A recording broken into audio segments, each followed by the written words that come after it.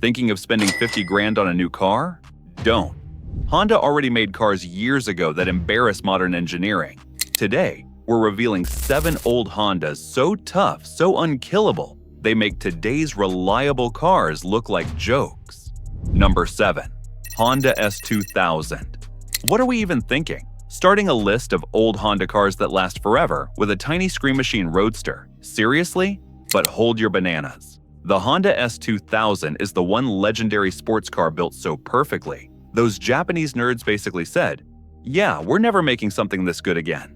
And to understand why the S2000 is special, you have to understand the dynamics of the 1990s. This was the golden age of Japanese sports cars. Toyota had the Supra, Mazda had the RX-7, Honda had the NSX, Nissan had the Skyline. But then the Japanese economy went poof, everyone panicked, and suddenly nobody wanted to spend money on shiny performance cars. And by the end of the late 1990s, the Japanese performance party was over. Lights off, everybody go home. And just when the world thought Japan was done making magic, Honda suddenly said, wait, we have one more surprise. In the year 2000, Honda released the S2000, a car that didn't just revive the segment, but slapped everyone awake. It was pure, analog, and overbuilt with the kind of precision that makes engineers cry happy tears. From 1999 to 2009, it stayed on sale, selling over 110,000 units. But that first generation from 2000 to 2004 is the one that became a legend. And you can't talk about the S2000 legendary status without talking about the heart of the beast, the F20C engine. This wasn't just a motor. This was an engine which many considered to be the best Honda ever made. It revved to 9,000 RPM. It made 240 horsepower from just 2.0 liters. It held the record for being the most powerful naturally aspirated 4-cylinder ever for over 10 years. In simple words, it produced an impressive 123.5 horsepower per liter without a turbocharger.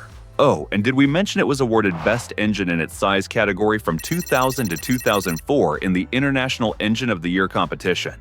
Moreover, the engine used Honda's VTEC wizardry to make torque down low and insane power up high.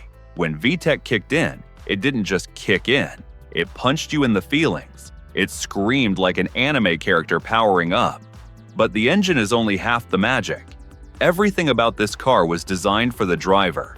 The interior is comfortable and without any distractions like 10,000 buttons. It has perfect 50-50 weight distribution, a silky 6-speed manual considered one of the best ever made, a front mid-engine layout. Yes, the whole engine sits behind the front axle, and a chassis so balanced it could change direction like a cat dodging a spray bottle. Number 6. Honda Fit. What if we told you there's a car so reliable, so annoyingly perfect, that some conspiracy theorists claim Honda had to pull it from the US market because it embarrassed all other cars? Sounds wild, right? But when a tiny hatchback quietly racks up 500,000 sales and still cruises with 300,000 plus miles, you start to wonder. The Fit first appeared globally in 2001, but the US finally got its hands on it as the 2007 model year, and people freaked out. The Fit was a hit. Ah, that rhymed. Sales jumped from 27,934 units in 2006 to 56,432 in 2007, and then soared to 79,794 in 2008. Why? Well, this unassuming and unflashy hatchback ticked all the boxes with a permanent marker. At the heart of the Fit is a 1.5-liter, 16-valve SOHC inline-4 VTEC engine. It makes 109 horsepower and 105 pound-feet of torque. Now, don't roll your eyes at 109 horsepower. These numbers become completely irrelevant once you realize how chocolatey smooth the engine is. And when you poke the throttle, the engine doesn't just move the car, it comes alive. The VTEC system is like a caffeine shot for pistons. Low down, it's calm, steady, obedient. But once you hit the high rev range, it suddenly perks up, yowls, and turns a polite hatchback into a miniature ballerina leaping through gears. Step inside, and the Fit suddenly starts showing off. It's magic seats. Yes, Honda actually called them that. Let you fold, flip, and tumble the rear seats in more ways than a Rubik's Cube. Grocery shopping? Done. Moving a bike? Easy, smuggling a stack of cardboard boxes. Totally fine. It's like the Fit whispered, "Oh, you thought I was just a small city car. Watch this," and then transformed into a tiny cargo-carrying hatchback.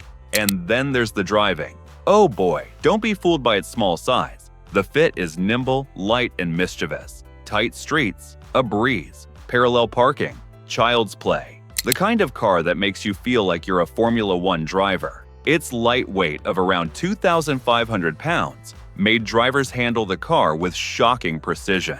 Also, excellent fuel economy adds another layer of appeal to this tiny powerhouse. The 2007 Fit gets 33 miles per gallon city and 38 miles per gallon highway with the manual transmission. In plain language, it's cheap to run, and the engine barely notices daily commuting or long drives. Combine that with its longevity, and you get a car that's practically immortal. A car that doesn't ask for much but gives everything back tenfold. Number 5. Honda Passport. Do you know what is the #1 reason people sell their old Honda Passport? Well, it's not mechanical failure, it's guilt. They say, nothing's wrong with it. I just wanted something new. I'm sorry. And nothing piques the tank-like reliability of the old times than the 1996 Honda Passport. But here's the thing. The 1996 Passport wasn't even a full Honda. It was an Isuzu Rodeo wearing a Honda badge, and that's exactly why it's built like a brick with headlights. The crown of this reliable midsize SUV was Isuzu's 3.2-liter 6VD1 V6, a motor famous for 3 things: running forever, never overheating, and sounding slightly offended when someone tried to kill it. It produced a respectable 190 horsepower and 188 pound-feet of torque. Moreover, SOHC design meant there were fewer moving parts and fewer things to break. This engine wasn't high-tech, it wasn't refined like modern engines, but man, it was stubbornly reliable. Then there is the bulletproof transmission and drivetrain. The 1996 model was available with either a 5-speed manual transmission or a 4-speed automatic transmission. The manual was common with the 4-cylinder engine, while the automatic was standard on V6 models. The best part? Both are incredibly robust because Isuzu built them to handle off-road use, towing, and owners who never read manuals. And the 4-wheel drive system? A real mechanical low-range transfer case, not an electronic snow mode. This thing can handle mud, rocks, rivers, and the occasional owner who thinks they're in a commercial. It may not be a Jeep Wrangler, but it absolutely does not panic when the pavement ends. And do you know what was the most underrated reason the 1996 Passport lasts so long? A bloody awesome chassis. Body on frame like a real truck. We're talking about a thick steel ladder frame, stronger than most modern crossovers. This was a truck wearing an SUV jacket. And when it comes to suspension, it has a truck DNA through and through. Independent front suspension, solid rear axle, thick control arms. Everything is built to take hits. Number 4. Honda Prelude. What if you want an honest-to-God, indestructible Honda, kinda like a Civic that went to the gym and learned karate? Look no further than the Prelude. It was Honda's golden-era sports coupe, built to turn heads, corner hard, and survive forever. It was 1978. Honda had already won America over with its affordable cars, but they had a hole in their lineup, a sporty coupe to take on the Toyota Celica. Their answer was the first-generation Prelude. It was cute, it had ambition, but honestly, it actually handled like a shopping cart full of bricks. The second generation came in 1983, and it had disc brakes and better suspension, enough that people started taking Prelude a bit seriously. By the time the third generation rolled out in 1988, Honda started to flex hard with this bad boy. 4-wheel steering, 135 horsepower engine, and styling cues borrowed from the famous Honda NSX. But the real talk about reliability started with the fourth generation from 1992 to 1996. This is when Honda put in the 2.2-liter H22A VTEC engine in the Prelude for the first time, which is basically a tiny genius that knows exactly when to be polite and when to act crazy. At low revs, it's calm, smooth, and fuel efficient. Push it, and suddenly you have a torque overdose. This legendary engine, producing 190 horsepower and taking 7.2 seconds for 0 to 60, really made Prelude a more serious compact sports car contender. People have been driving these engines past 250,000 miles with basically nothing more than regular maintenance. Then, in 1997, the fifth generation arrived and the Prelude looked mature. Honda took a simpler approach with the exterior. Plain grille, minimal creases, straightforward headlights. Purists were upset. "It's boring. Where's the flair?" Honda replied, "Flair doesn't pay the bills. Reliability does." That's why every panel, every hinge, every control felt solid and built to last decades without complaint. The 5th Gen Prelude also added clever tech with the Type SH trim, featuring Active Torque Transfer System, ATTS. Don't let the name scare you. It's just a smart system that sends power to the outside wheel in a corner to help the car rotate better.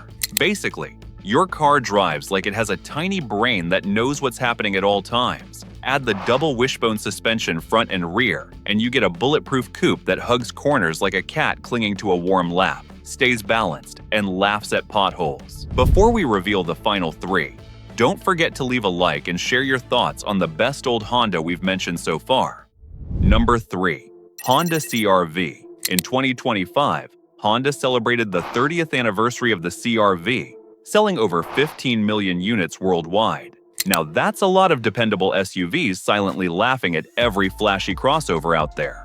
Sure, there are plenty of CR-Vs out there that just keep trucking along, but one model year that really stands out as being the most reliable is the 2011 Honda CR-V. The model that J.D. Power looked at, nodded respectfully and said, 90 out of 100. Put some respect on its name.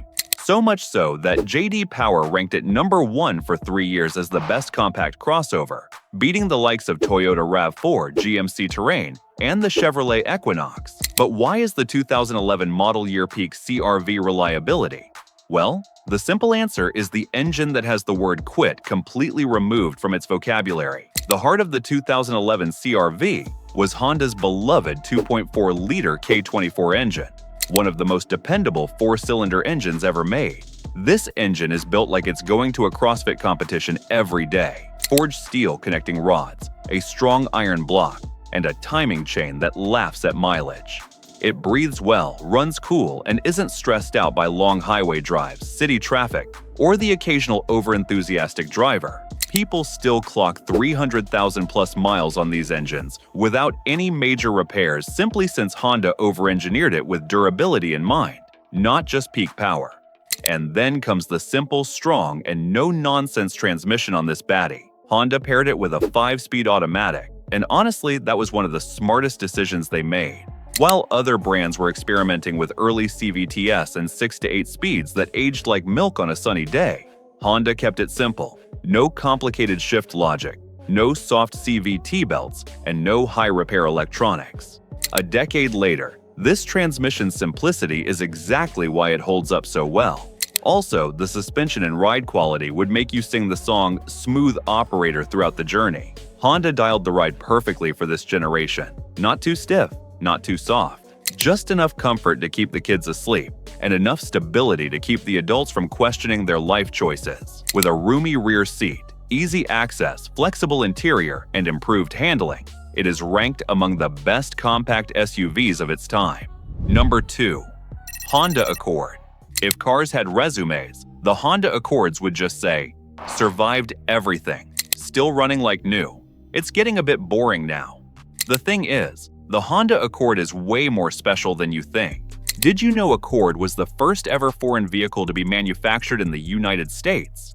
Yeah, it was first produced in 1982 at Honda's plant in Marysville, Ohio.